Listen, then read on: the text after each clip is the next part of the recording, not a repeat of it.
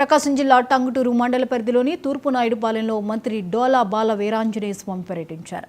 గ్రామంలో రేషన్ షాప్ను ప్రారంభించిన ఆయన గత ప్రభుత్వంపై ఆగ్రహం వ్యక్తం చేశారు. వైసీపీ ప్రభుత్వం ఇంటింటికి పథకం పేరుతో ప్రజలను ఇబ్బందులకు గురిచేసిందని మండిపడ్డారు.